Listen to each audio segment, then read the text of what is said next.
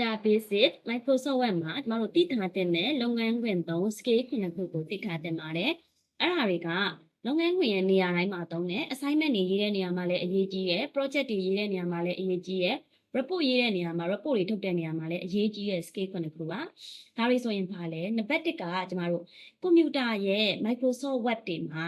pixel art တွေ layout တွေပြင်တတ်ရပါမယ် margin တွေပြင်တတ်ရမယ် margin တွေ page break တွေဘယ်လိုလုပ်လဲဆိုတာပြောပြပါမယ်။ဒါဆိုရင်နံပါတ်1အချက်အနေနဲ့ဆိုရင်စာမျက်နှာပြင်တတ်ရပါမယ်။ဒါဆိုရင်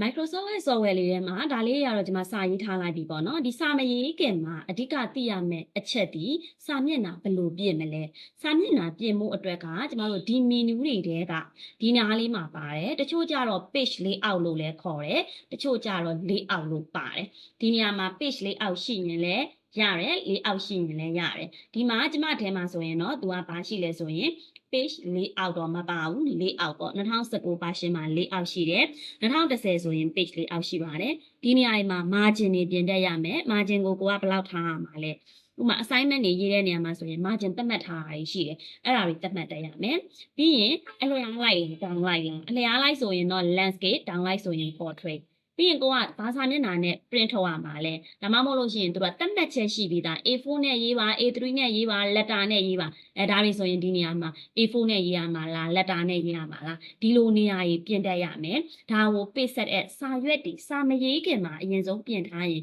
ပို့ပြီးတော့ကောင်းပါတယ်ဒီနေရာပြင်တတ်ရပါမယ်ဒါဆိုရင်နံပါတ်2အချက်နောက်ထပ်ဘာတွေလုပ်ဖို့လိုသေးလဲ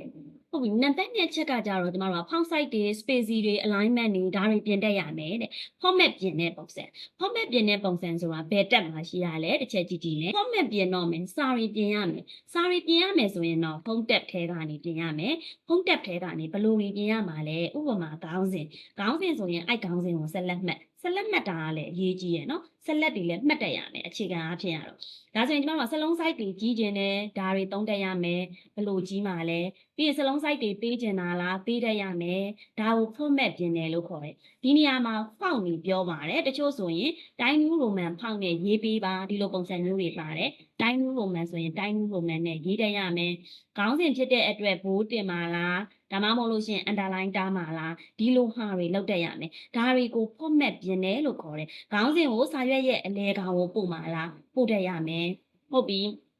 ဒါဆိုရင်ဒါကို format ပြင်တယ်လို့ခေါ်တယ်ဒီ font group တွေ paragraph group တွေဒီနှစ်ခုကတော့ဒီ home tab တစ်လုံးကတော့ရရင်အကောင်းဆုံးပဲဒါပေမဲ့ font group နဲ့ paragraph group ဒီစာပြင်တဲ့နေရာမှာအဓိကအရေးကြီးပါတယ် copy တွေ paste တွေဆိုတာခဏထားလိုက်အောင်မလုပ်တတ်ဘူးဆိုရင်ကိုယ့်အကူနောက်တစ်ခါဒီစာကြောင်းကိုပဲထက်ရိုက်အောင်ရသေးတယ်စလုံးစိုက်ကြီးတာတွေသေးတာတွေကတော့မရလို့မရဘူးအလဲကောင်ပို့တာတွေမပို့တက်လို့မရဘူးဒီ group နှစ်ခုကိုတော့ကျွမ်းကျွမ်းကျင်ကျင်သိဖို့လိုပါတယ်ရှေ့ကိုပြန်ပို့မှာလားဒါတွေသုံးတတ်ရမယ်အလဲကောင်ကိုပို့မှာလားပို့တတ်ရမယ်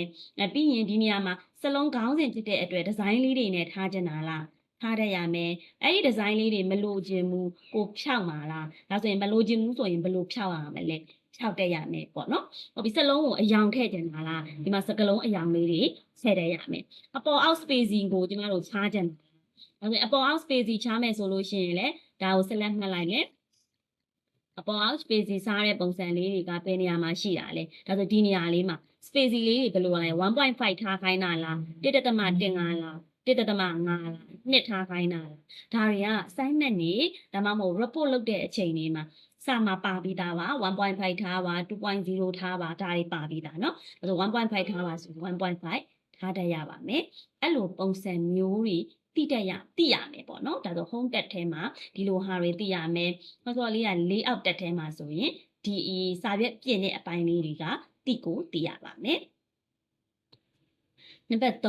3အနေနဲ့ဘာတွေသိရမှာလဲကျမတို့ table တွေယူတတ်ရမယ် picture တွေယူတတ်ရမယ် shape တွေဆွဲတတ်ရမယ်ဒါဆိုရင်ဒါကဘယ်တက်မှာရှိရလဲ insert tab မှာရှိတယ်ဒါလေးတွေသုံးတတ်ရမယ်ဒါဆိုရင် insert tab ကလေးကိုတစ်ချက်ဟုတ်ပြီဒါဆိုရင် insert tab ကိုသွားမယ်ဒီမှာ insert tab ရှိပါတယ် insert tab မှာကျမတို့ဒီမှာ table တွေယူတတ်ရမယ်ဒီ table တွေဆွဲတတ်ရမယ် picture တွေသုံးတတ်ရမယ် shape တွေဆွဲတတ်ရမယ်ဒီမှာ chart graph ကတော့မဆွဲတတ်လည်းရတယ်အရေးမကြီးဘူးပေါ့နော်ဒီမှာ smart art တွေလုပ်တတ်ရမယ်ဒီလိုမျိုးတွေသုံးတတ်ရပါမယ်ဒါဆို table ဆွဲတာဆိုရင်ဘယ်လိုဆွဲမှာလဲဘာအတွက်ဆွဲမှာလဲကိုယ့်ရဲ့ဒီ